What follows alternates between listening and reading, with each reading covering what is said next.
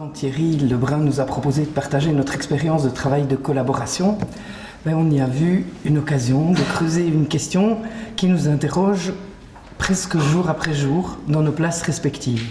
Depuis longtemps, le service de santé mentale et l'école des moineaux travaillent en collaboration. On essaye de réfléchir les accompagnements qu'on propose aux enfants et aux familles en respectant des places très différentes. À l'école, on apprend. Au SSM, on essaie de comprendre ce qui nous arrive. À l'école, on ne veut pas de psy. Donc on travaille avec des psys à l'extérieur. On a expérimenté différentes modalités de travail en collaboration, avec des difficultés, c'est certain. Mais dans ces dispositifs de collaboration s'ouvrent des interstices. Et dans ces interstices, la créativité peut surgir et le mouvement devient possible. C'est de ça qu'on avait envie de parler. On a envie d'approfondir visiblement une question qui est très touchy, parce que tout le monde, quand on a expliqué ce qu'on allait faire, nous a dit « Ouh là là là là là ».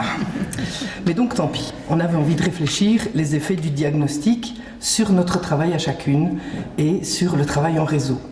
En quoi les diagnostics médicaux colorent, mais aussi affectent notre travail et le travail en réseau. En quoi sont-ils une aide? En quoi sont-ils un frein?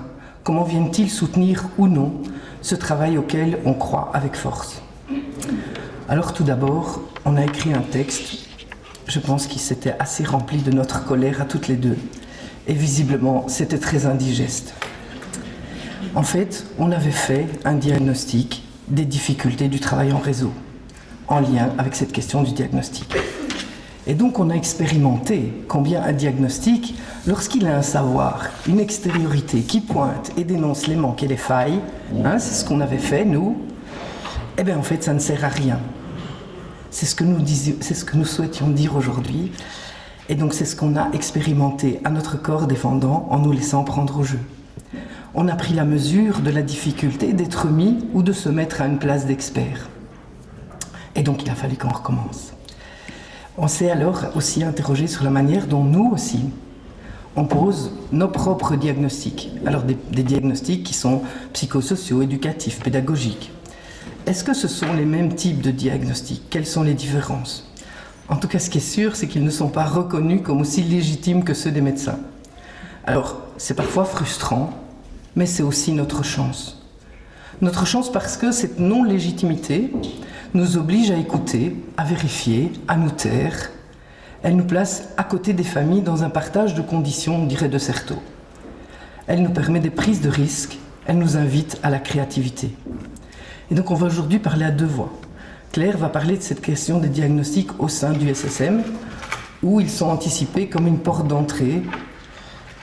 Moi je vais parler de leur place à l'école, où, vous aurez compris, on pense que c'est un empêchement au travail. Dans un troisième temps, on va essayer de raconter la manière dont on travaille ensemble, école et service de santé mentale, et on essaiera de conclure, ou en tout cas d'ouvrir la piste d'une coélaboration pour que les choses s'apaisent et s'améliorent pour nous, mais surtout pour les enfants et pour les familles. Alors, oui, merci.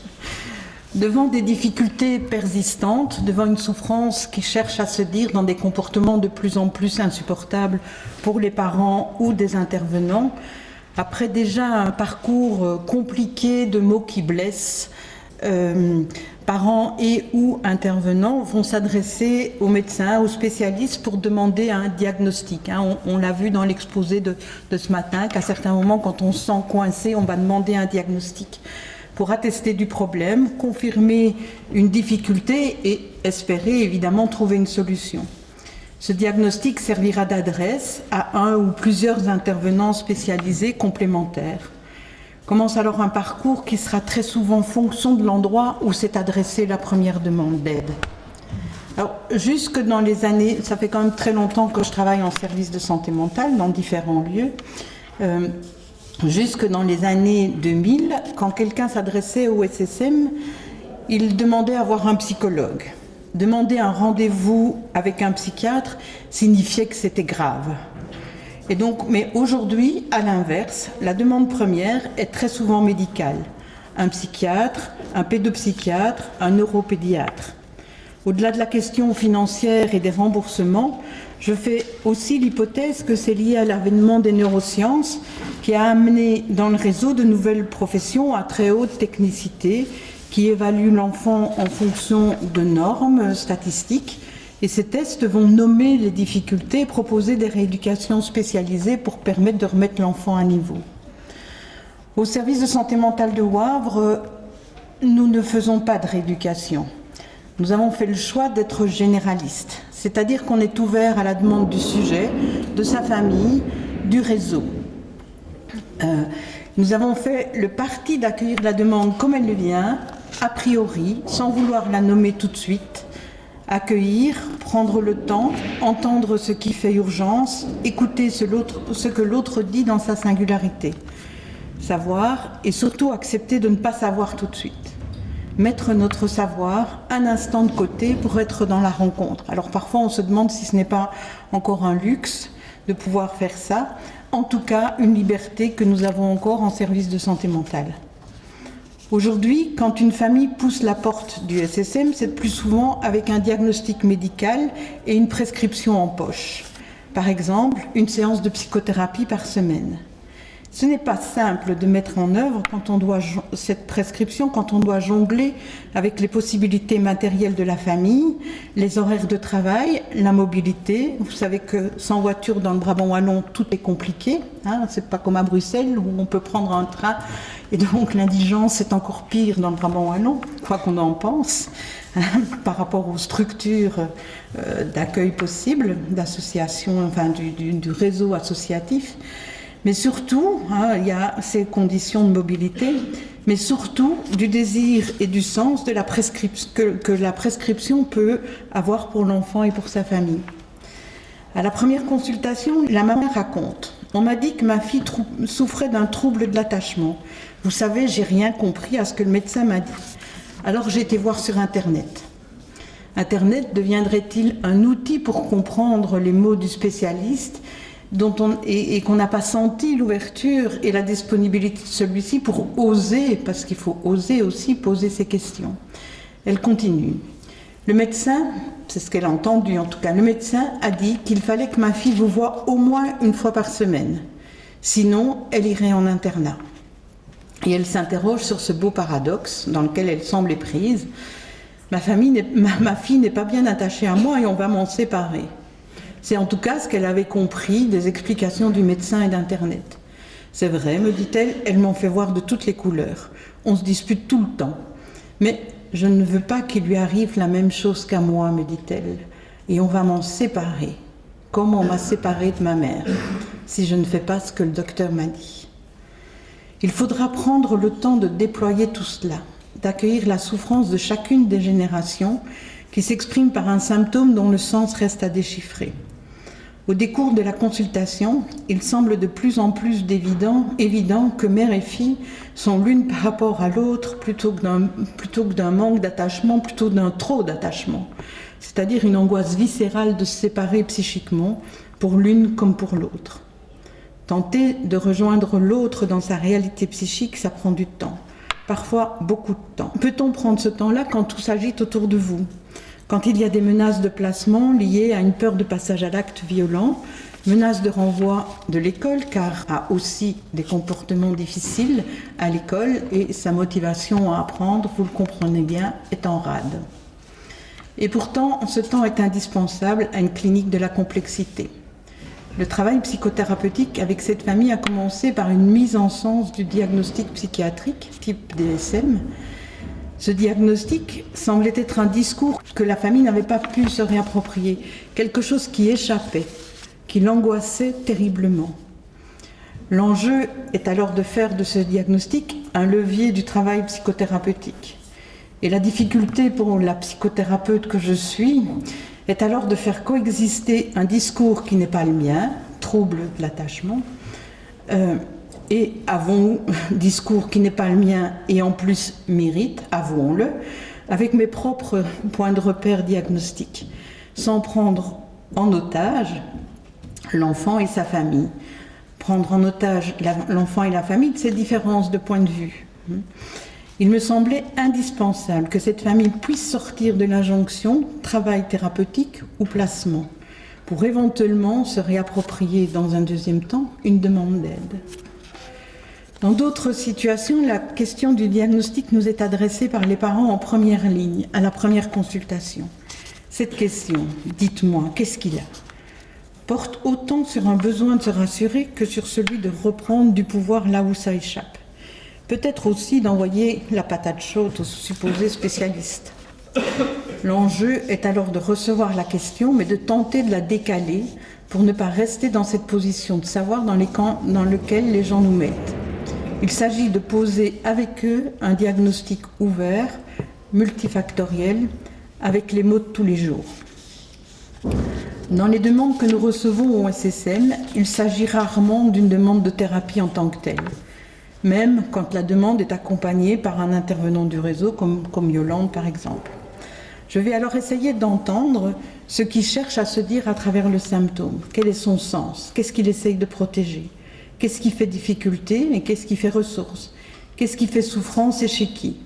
Quelle est la dynamique intrapsychique et relationnelle en jeu à ce point précis de son histoire? Quelle piste co-construire avec la famille et son réseau pour prendre soin de cet enfant-là? Notre expérience clinique à l'écoute des enfants et des adolescents nous montre comment, sans le vouloir, un diagnostic trop univoque oriente un destin. Le risque est que l'enfant ou l'adolescent s'identifie à la place de malade ou d'handicapé qui lui est assignée par l'effet du diagnostic.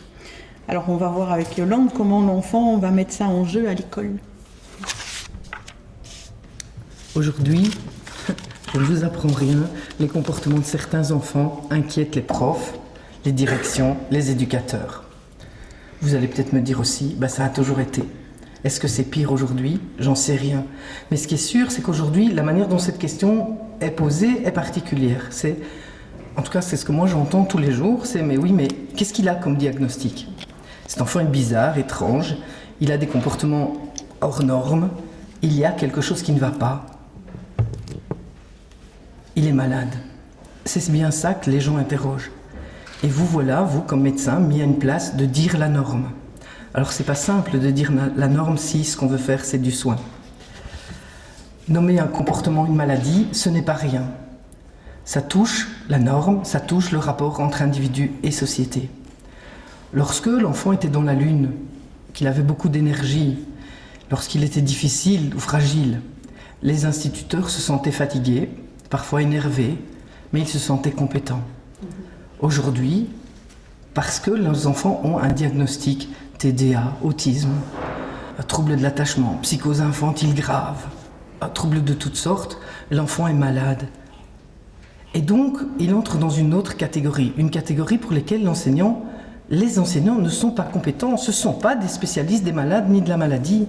Pour ce type d'enfant-là, il faut être spécialisé, il faut des mesures particulières puisqu'ils sont malades, il faut des aménagements raisonnables. Et alors, on va proposer des prises en charge individuelles, spécialisées, elles vont être mises en place, mais on voit, nous, que ça risque de renforcer le sentiment d'une différence fondamentale, presque ontologique, et la nécessité d'un à côté. Et donc c'est la première chose, c'est le premier effet, c'est que c'est une maladie, donc c'est grave, mais donc ça crée une incompétence sociale. Et le diagnostic va focaliser l'attention sur la différence, dans des mots qui ne sont pas ceux des enseignants, ni ceux des parents d'ailleurs, des mots savants, des mots qui vont provoquer de l'inquiétude et de la peur.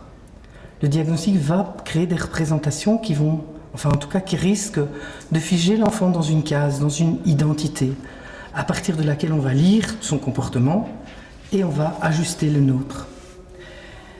Et donc il va produire une modification importante dans les perceptions à la fois de soi et à la fois de l'autre. Les gamins qu'on a chez nous, ils sont cette psychose, dit Frédéric Van Leuven, ce diagnostic. Les parents ils disent mais mon fils est. Et il y a une correspondance qui se crée entre l'individu et le diagnostic. Et le diagnostic devient une identité. Alors une identité en creux, en fragilité, en manque. Et pour nous, avec ça, c'est vraiment très très difficile de travailler. Parce que cette identité, elle va très souvent absorber toutes les autres. Par exemple, il est fan de foot, il est doué en dessin, il adore le calcul, il aime de faire les courses, il a beaucoup d'amis. C'est en fait un leader dans un groupe. Et pourtant, quand on dit qu'il est hyperactif, ben on risque d'oublier tout ça. Et l'histoire veut qu'il s'est effectivement retrouvé avec un suivi logo, un suivi psy, un suivi psychiatrique, et donc plus le temps de faire du foot. Moins d'amis. Et plus d'eux. Ou je peux aussi vous parler, elle est très dyslexique, là un suivi psy, logo et tout plein de thérapies connexes. C'est une enfant qu'on suit en intégration dans une école ordinaire.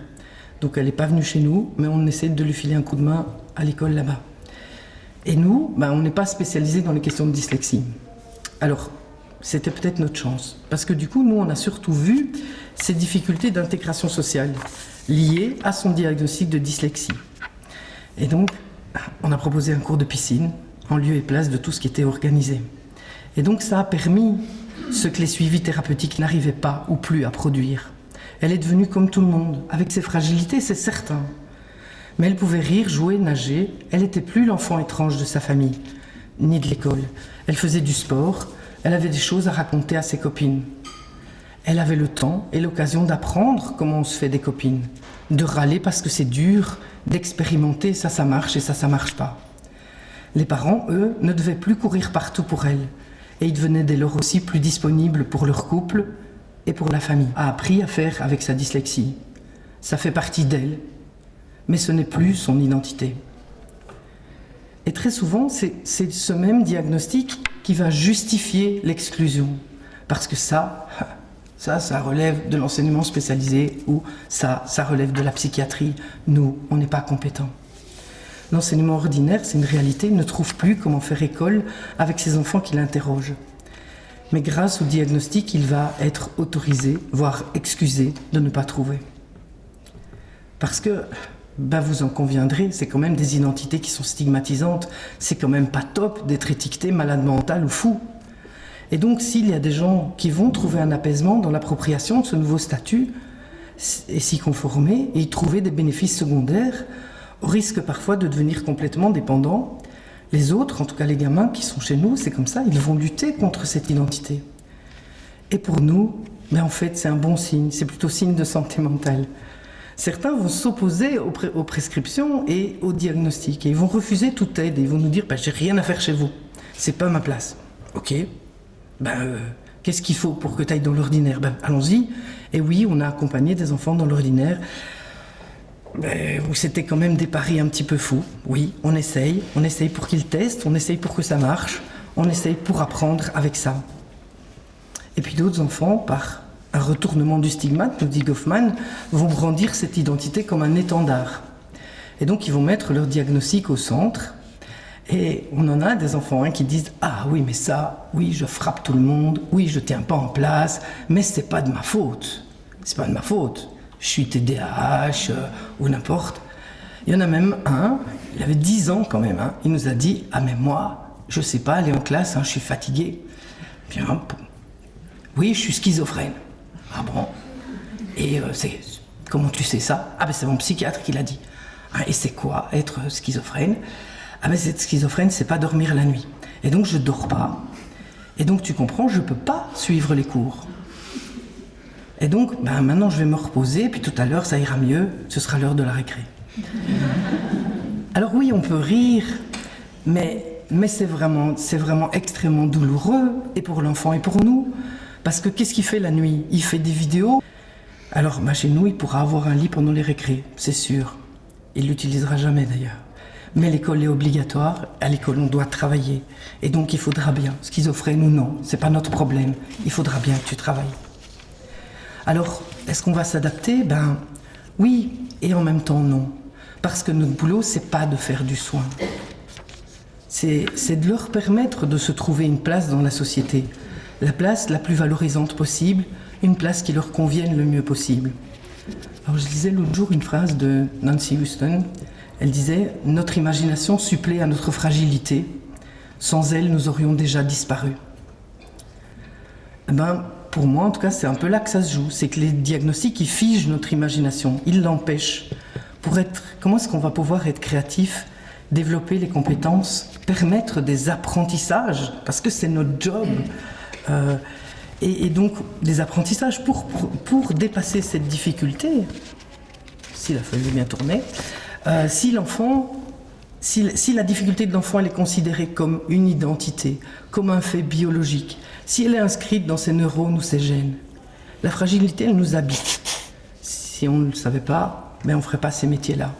Et le diagnostic et tous nos discours doivent veiller à ne pas participer ni à la fermeture ni à l'enfermement. Très souvent, mes collègues, ils me disent non, on ne veut pas savoir ce qu'il a vécu. Les diagnostics, les rapports, Philippe, on ne les lit jamais. Mais comment tu veux qu'on soit exigeant vis-à-vis de cet enfant? Parce qu'alors, on ne pourra plus le voir simplement comme un enfant qui doit apprendre. On ne pourra plus accueillir convenablement sa famille si elle a fait ça et ça et ça. C'est aussi une forme d'enfermement. L'équilibre entre soins et exigence sociale se joue sur un fil ténu. Alors je vais vous raconter une autre histoire. Une petite nana super intelligente. Elle a de gros soucis relationnels. Faire confiance, avoir confiance dans les autres ou en elle, supporter les compliments, c'est juste pas possible. On a quand même regardé un trouble de l'attachement majeur. Elle rêve d'aller dans une école ordinaire. On l'a prise au mot. On a mis en place un projet d'intégration. Alors elle a malmené le lien, ça je vous le garantis. Elle a tempêté, elle a fugué, elle a interrogé, elle a secoué. Un jour, elle est même arrivée à l'école chez nous, donc pas dans son école ordinaire, avec différents intervenants qui, avec elle, nous ont dit « on arrête, ça la met trop pas mal ». Et puis, on a dit non, on refuse. On refuse de la laisser s'enfermer dans un statut d'enfant infernal. Alors, on l'a soutenue à la mesure de ce qu'on lui demandait, on est bien d'accord. Et quand elle a eu terminé ses primaires et qu'elle a eu son CEB, elle est venue nous dire « je ne pensais pas que vous tiendriez le coup ». Et donc oui, elle avait eu besoin qu'on y croie pour elle, d'abord, fortement, qu'on le dise haut et fort et souvent, pour qu'un jour, elle puisse y croire aussi, avec nous. Ça lui a coûté, ça nous a coûté, on aurait pu se tromper. Cette exigence et le lien qui la soutient, parce que l'un ne va pas sans l'autre, c'est notre manière d'aller au-delà de ce qui détermine les enfants, de ce qui fait leur identité en manque et en creux. Ils ne sont pas que cette histoire difficile, que ce diagnostic, que ces blessures et ces difficultés. Ils sont là pour apprendre. Et apprendre à lire, c'est apprendre à lier des lettres et des formes et des sons. C'est apprendre à les séparer. Apprendre à compter, c'est apprendre à compter pour soi et pour l'autre. C'est additionner, soustraire. Ce n'est pas rien, c'est ça qu'on fait à l'école. Alors oui, c'est dur, oui, c'est exigeant, et oui, c'est relationnel. Mais pour que nous puissions être dans cette exigence-là, nous avons besoin que d'autres accompagnent et soutiennent autrement.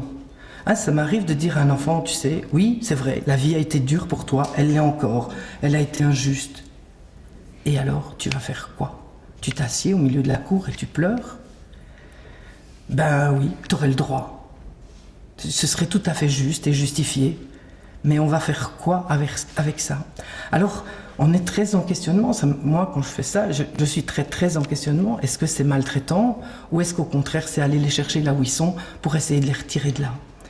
Et donc, ce dont on a besoin, nous, c'est de pouvoir aller à l'extérieur, de pouvoir téléphoner à Claire, au centre de santé mentale ou à d'autres et dire, là, on a un souci, est-ce que vous pouvez nous filer un coup de main? Est-ce que c'est juste? Est-ce que c'est pas juste? Est-ce que je peux venir avec la famille jusque chez vous?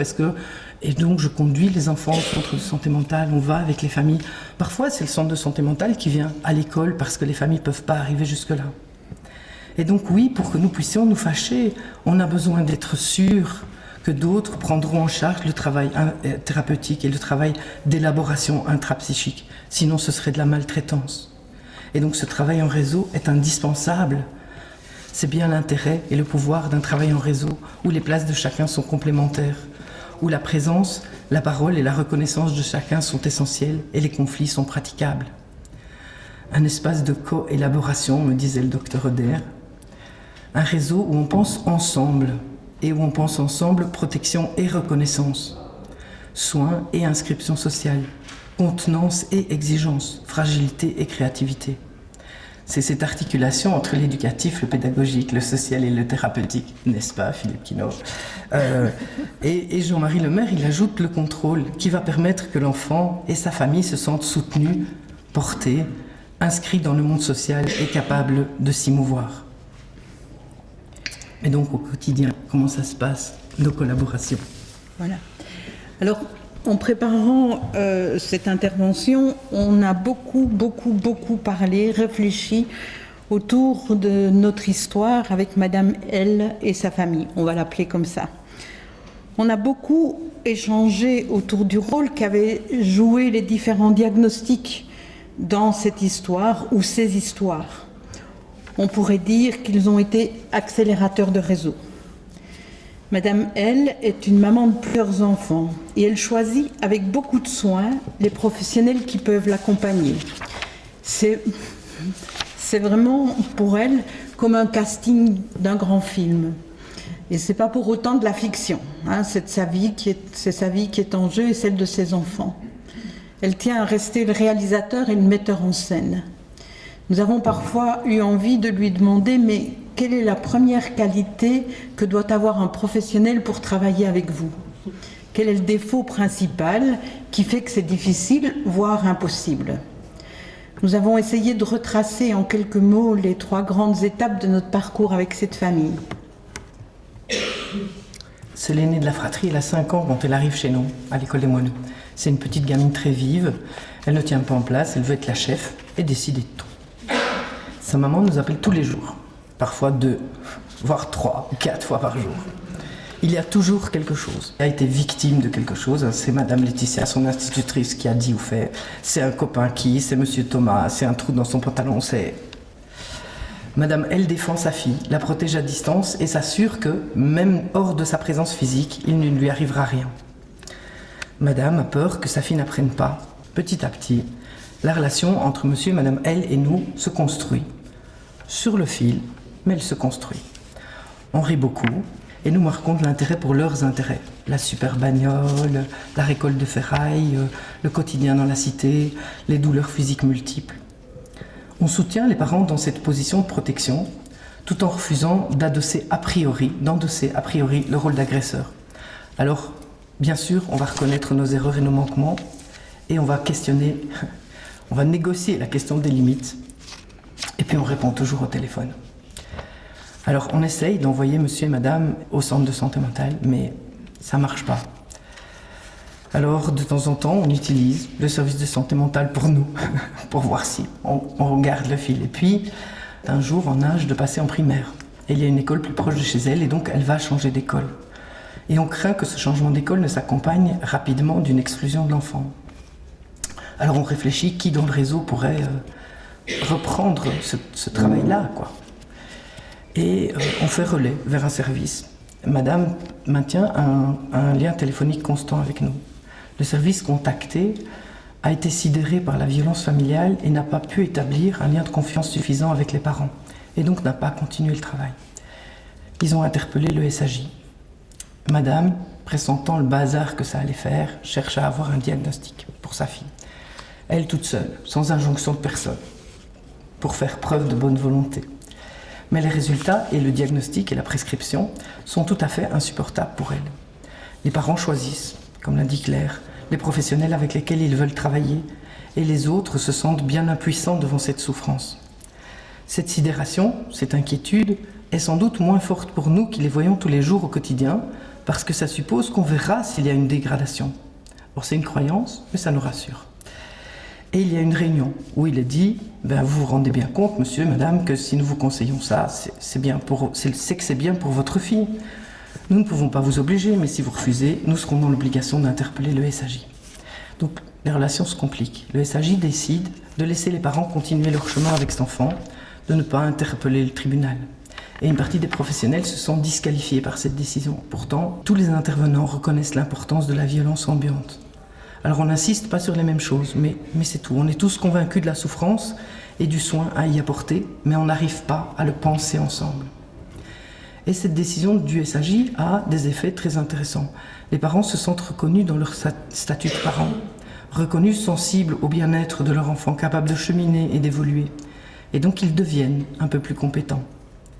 Dans cette position, ils ont pu mettre en mots, à partir de ce moment-là, certaines de leurs difficultés, ouvrir des pistes et se réapproprier certaines des prescriptions qui leur avaient été faites. Si ce n'est plus obligatoire, si on peut décider nous, alors pourquoi pas?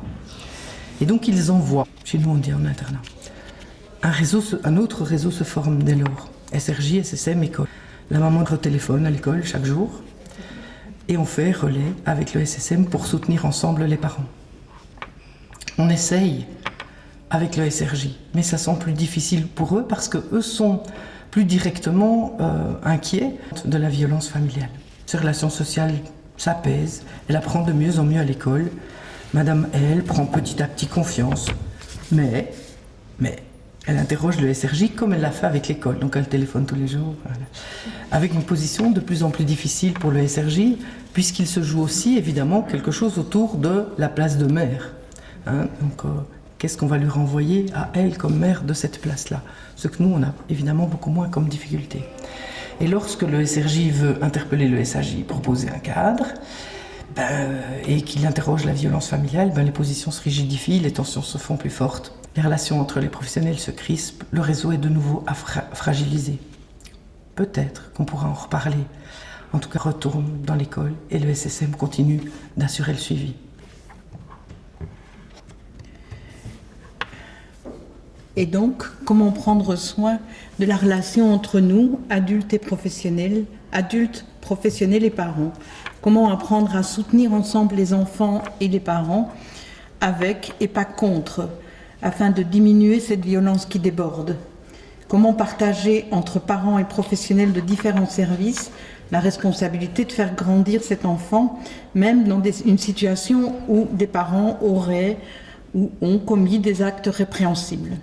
Comment partager nos savoirs et faire de ce partage une possibilité de renforcement des compétences et des capacités de chacun? Ça, c'est un peu la question, en tout cas, qu'on voulait essayer d'amener et de travailler. Alors, il y a un temps 3, la suite de la situation. Alors que nous étions dans la tourmente, Madame L interpelle à nouveau le service de santé mentale pour un autre de ses fils en difficulté à l'école. Alors, le PMS demande un bilan neuro, suspecte un TDAH et propose un suivi logo. Madame est très critique à l'égard des professionnels de l'école, craint que cela ne recommence et se sent une fois de plus disqualifiée dans ses compétences de mère. Le conflit s'amorce. Nous lui avons alors proposé d'organiser elle-même une réunion à l'école. Le SSM sera présent si elle le souhaite pour discuter de l'intérêt de faire ce diagnostic, pour entendre avec elle les avis des uns et des autres et lui permettre de décider ce qui serait le mieux pour son fils. Celui-ci, de toute évidence, a besoin d'aide. Au cours de la réunion, rien n'est acté pour permettre aux parents de réfléchir aux meilleures décisions à prendre. On va solliciter l'avis de la pédopsychiatre du service, qui va prendre elle-même contact avec la logopède de l'école, et logopède de l'école qui a fait un premier bilan. Sans doute rassurés par l'intervention du SSM, l'école et le PMS ont finalement suivi l'avis des parents, alors que nous n'avions donné aucun avis, sauf à dire que le bilan n'était pas urgent. Donc ils ont finalement décidé de faire doubler l'enfant, de continuer le suivi logopédie à l'école, et tout le monde s'est engagé à faire le point au premier bulletin. Vous savez qu'à l'école, c'est rythmé, l'école est souvent rythmée par les bulletins, par la remise des bulletins. À cette réunion, l'enfant avait bien progressé et trouvait une place enfin satisfaisante dans sa classe. Le PMS est revenu avec la question du bilan et la directrice a estimé que ce n'était plus nécessaire. Parce que de toute façon, il y avait déjà des aménagements raisonnables pour d'autres enfants et que donc cet enfant-là pouvait en bénéficier sans nécessairement de diagnostic. Un nouveau rendez-vous est fixé pour mars, au prochain bulletin. Après la réunion, Madame est très fière. Elle est rassurée qu'il n'y aura pas de bilan. Elle se rend compte aujourd'hui qu'elle ne peut pas refuser en bloc toutes les propositions d'elle des professionnels, qu'elle et ses parents ont besoin. Ses enfants. Non, qu'elle et ses enfants, pardon, qu'elle et ses enfants ont besoin. Peut-être aussi, c'est la génération au-dessus d'ailleurs, parce que voilà, notamment pour mettre un peu de limite à ses enfants et un peu moins de protection. Parce que madame, c'est une louve, elle surprotège ses enfants. Le travail n'est pas fini, ça c'est sûr. On risque encore d'avoir quelques années devant nous de travail avec madame. Madame nous apprend à respecter son temps d'élaboration. Elle se décale progressivement d'une position où tout intervenant est perçu comme menaçant vers une confiance ténue mais réelle, qu'il faut travailler sans relâche. Elle nous apprend qu'il est essentiel de ne pas la devancer et surtout de lui laisser le choix de décider ce qui lui semble bon pour ses enfants. Et maintenant, madame devient extrêmement douée pour organiser des concertations entre le service de santé mentale, le PMS et l'école de ses enfants, quels que soient ses enfants d'ailleurs. Hein. Et donc, elle a réussi à mettre en connexion, en tout cas, ce réseau-là. Et vraiment, il faut que en vous le disant, je me dis, il faudra que je la félicite de ça. Pour les intervenants, plus les intervenants sont convaincus qu'ils savent ce qui est bon pour l'enfant, et plus les parents se sentent incompétents. Ils se sentent dépossédés du savoir qu'ils ont de leur enfant. Nous comprenons souvent leur distance et leur silence comme un refus de demander de l'aide. Ce malentendu amène souvent à des ruptures de lien entre les familles et les professionnels. Pour les parents, il s'agit du besoin de reprendre une place de parent, trop souvent questionné par nos diagnostics, nos interventions et nos propositions de soins et de suivi. C'est d'autant plus fort que leur histoire personnelle et familiale est faite de ruptures et de violences institutionnelles, de placements successifs. Les professionnels attendent pourtant que les familles leur fassent confiance d'emblée. Mais vous non plus, vous n'avez pas confiance en nous, nous disent-elles, assez justement. Nombre de ces parents se sont vécus comme celui ou celle qui ne savait pas, qui était à côté de la plaque, qui faisait tâche, l'incapable, celui qui ne comprenait rien, celle qu'on n'écoutait pas, dont on se moquait et peut-être dont on se moque encore. Et si aujourd'hui l'attitude d'un professionnel, quel qu'il soit, réveille ce sentiment de honte, comment ce parent va-t-il pour son enfant faire confiance à ceux qui savent et qui pensent bien?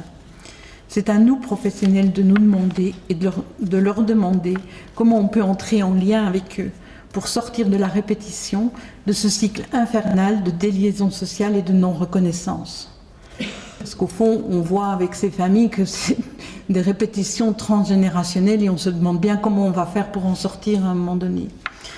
Est-ce que travailler en réseau nous permettra d'oser, d'inventer d'autres chemins? Est-ce qu'on pourra prendre le risque de partager nos savoirs avec les familles, de partager la responsabilité, de permettre à cet enfant de grandir et de partager, mais aussi de partager les risques qui vont avec? Le risque zéro n'existe pas, comme vous le savez. Pourrait-on considérer le travail en réseau comme un savoir qui se construit? Donc pour conclure, c'est en forme de question, pourrait-on considérer le travail en réseau comme un savoir qui se construit tous ensemble? Quand les familles ou les intervenants demandent un diagnostic, c'est parce qu'ils sentent qu'il y a quelque chose qui ne va pas. Ils cherchent à se rassurer, à trouver d'autres pistes que celles qu'ils ont déjà essayées pour aider leur enfant à garder sa place dans la famille, à l'école, dans le monde social. Dans l'enseignement, on l'a vu, a souvent comme fonction de pointer les difficultés, les incompétences. Il crée une identité absorbante, une identité de malade, et participe donc à la mise à l'écart, voire à l'exclusion. Une tension se fait alors entre éducation et apprentissage d'un côté, soin de l'autre, comme si l'un excluait l'autre. Pour que le diagnostic joue ce rôle d'amorce, d'ouverture, le clinicien doit pouvoir être à l'écoute de la manière dont s'exprime la souffrance des uns et des autres et être à l'écoute de la singularité de l'enfant, de ses liens avec sa famille et ce contexte social. C'est ce qu'on a vu aussi ce matin dans le travail qui nous a été présenté, de tenir compte de toute cette complexité, y compris à des places différentes. Le diagnostic peut jouer un rôle d'accélérateur de réseau. Il convoque, fait flamber, paralyse, est un outil de pouvoir, parfois abusif, il ouvre, il exclut, il se fait oublier, il impose. Le diagnostic médical utilise un langage verbal scientifique qui peut écraser l'enfant et sa famille et certains intervenants. Je vous avoue ne rien comprendre au bilan de mes collègues neuropsy. Je ne comprends rien, mais peut-être je fais une inhibition, un blocage, je ne veux rien en savoir, peut-être. Poser un diagnostic, mais l'un dans une place de savoir, l'autre dans une place, celle d'observer, d'objet, d'étude. Les mots du diagnostic risquent de faire de la différence, une maladie, et d'habiller l'enfant d'une identité stigmatisante.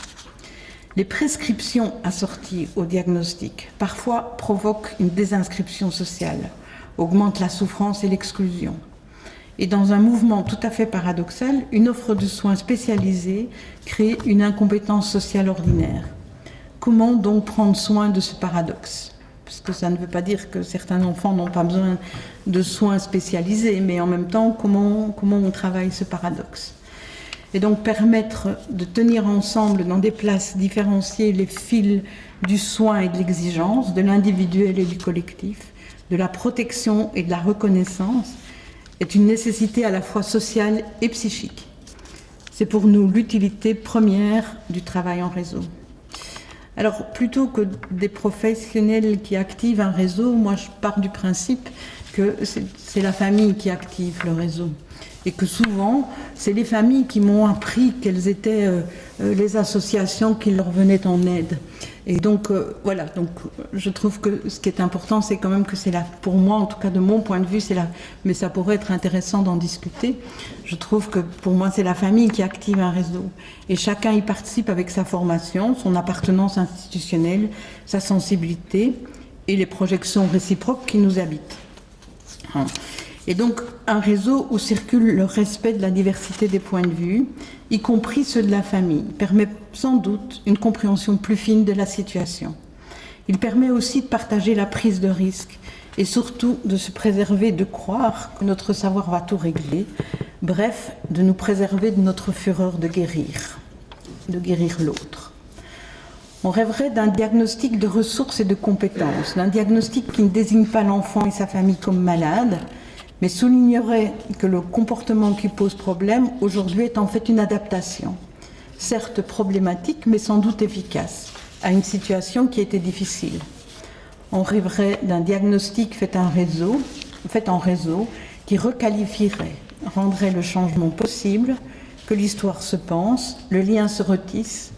Alors le diagnostic permettrait un mouvement, la créativité, l'imagination, les essais et erreurs de chacun, famille et professionnels. Le diagnostic permettrait alors peut-être les expérimentations de la vie. Merci.